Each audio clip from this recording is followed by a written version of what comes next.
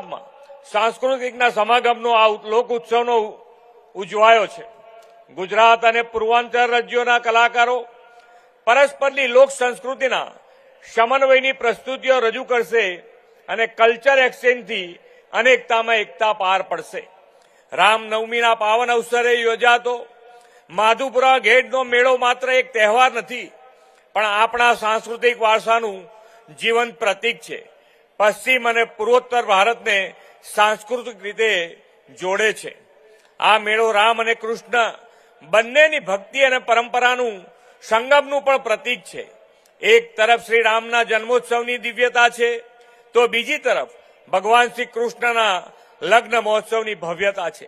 વડાપ્રધાનશ્રીએ આ મેળાને ભારતના પૂર્વ અને પશ્ચિમની સાંસ્કૃતિક એકતાનું ઉદાહરણ ગણાવ્યું છે।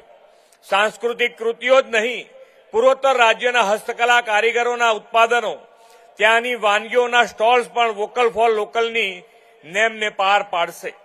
સામાજિક સમરસતા અને સનાતન હિન્દુ સંસ્કૃતિ તથા ધર્મનું વિશ્વનું સૌથી મોટું ઉદાહરણ એવો પ્રયાગરાજ મહાકુંભ મેળો વડાપ્રધાનશ્રીના માર્ગદર્શનમાં હમણાં જ સફળતાથી યોજાઈ ગયો છે। હવે પૂર્વ અને પશ્ચિમ ભારતની સંસ્કૃતિ પરંપરાગતનો સંગમનો ઉત્સવ માધુપુરા મેળો પણ દેશ અને દુનિયાની સામાજિક સમરસતા તથા અનેકતામાં એકતાનું જીવંત ઉદાહરણ પૂરું પાડશે એવા વિશ્વાસ સાથે વિરમું છું।